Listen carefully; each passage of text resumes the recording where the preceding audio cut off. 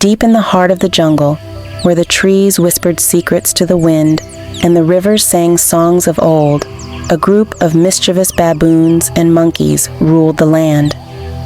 To them, the vast maize fields at the edge of the jungle were a paradise, a place of endless feasts and playful chases. But there was one problem: the farmer. Old Man Tamba had tended his fields for years, his hands calloused from planting, watering, and harvesting the golden maize.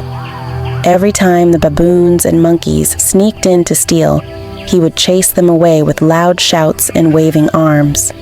To the animals, he was the enemy, the villain who kept them from their favorite food. One fateful morning, news spread through the jungle like wildfire. Old Man Tamba had died. At first, the animals didn't believe it. Could it really be true? They watched and waited, but no one came to chase them away anymore. "This is the best thing that has ever happened to us," cheered Bobo, the leader of the baboons. "No more running! No more fear!" cried Tico, the smallest monkey, swinging from a branch in excitement. That night, the jungle erupted in celebration. The baboons howled in delight.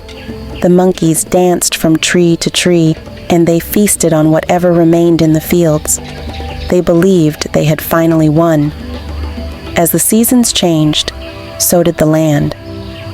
When the next harvest season arrived, the animals rushed to the fields, expecting an even bigger feast. But something was terribly wrong. The land was barren. The maize was gone. There were no fresh stalks, no golden kernels, only dry, cracked soil stretching as far as their eyes could see. "Where is the maize?" Bobo muttered, scratching his head. "Maybe it's late?" Tico suggested, though his voice trembled with doubt. Days turned into weeks, and their hunger grew unbearable. They searched, scavenged, and even fought over the tiniest scraps of food.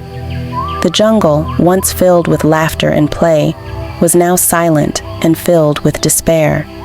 It was then that an old, wise tortoise, Grandpa Tuku, spoke to them.